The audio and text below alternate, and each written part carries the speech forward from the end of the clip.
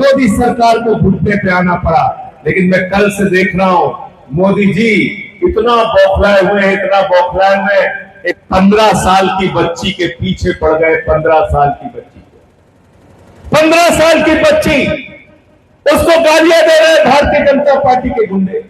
उस 15 साल की बच्ची को बलात्कार की धमकी दे रहे हैं भारतीय जनता पार्टी के गुंडे। वो बच्ची रो रही है, बिलख रही है। मोदी जी से उसने माफी भी मांग लिया।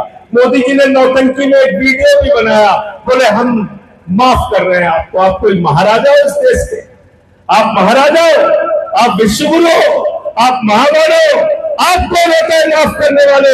लोकतंत्र में जनता आपसे सवाल पूछती है मोदी जी, आपने मुजरा शब्द का इस्तेमाल किया था, आप देश से माफी कब मांगोगे जरा बताओ? किया था कि नहीं किया था बताओ? किया था कि नहीं किया था? कहा था विपक्षी पार्टियां मुजरा करे जाके अपने वोट बैंक के सामने।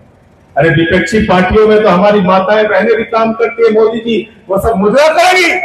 ऐसी भाषा का इस्तेमाल आप करते हो, माफी तो आपको मांगनी चाहिए देश से। आपकी पार्टी से जुड़े हुए लोग मां की गालियां देते हैं टीवी चैनल पे बैठ के। मैं भारतीय जनता पार्टी की नीतियों के खिलाफ सदन से लेकर सड़क तक लड़ता रहता हूं। मुझे मोबाइल पर दिन भर गालियां देते हैं तुम्हारे लोग, लेकिन हम लोग रोने धोने वाले लोग नहीं है, याद रखना। तुमसे दो दो हाथ करके लड़ाई लड़ने का काम करेंगे। हम तुम्हारे साथ हैं। किसी चक्कर में मत रहना, किसी गलतफहमी में मत रहना। हिंदुस्तान में हर आदमी तुम्हारे लिए, तुम्हारे सामने घुटना टेकने के लिए पैदा नहीं हुआ है। इन छोटे छोटे बच्चों को डरा रहे हो आप, शर्म नहीं आती आपको? कह रहे हमने माफ कर दिया, माफ कर दिया। अरे आपको माफी मांगनी चाहिए इस देश की जनता से। 12 साल में एक भी वादा आपने नहीं पूरा किया। 2 करोड़ नौकरी हर साल देने का वादा आपने किया था। 24 करोड़ नौकरी हिंदुस्तान के नौजवानों को मिलनी थी, आपने झूठ बोला। माफी मांगिए इस देश से।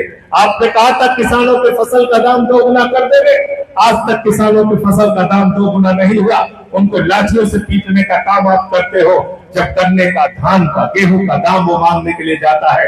माफी मांगिए इस देश के किसानों से कि आपने उसके आमदनी दोगुना करने का काम नहीं किया। आपने कहा था 15 अगस्त 2022 तक पूरे हिंदुस्तान में सबको पक्का मकान मिल जाएगा।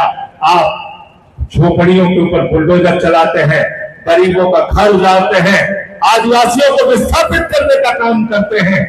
माफी मांगे इस देश के गरीबों से, आदिवासियों से, झोपड़ी में रहने वाले उन लोगों से जिनके ऊपर आप बुलडोजर चलाने का काम करते हैं। आपने नौजवानों से वादा किया था कि हम इस देश में एक बेहतरीन व्यवस्था आपके लिए देंगे।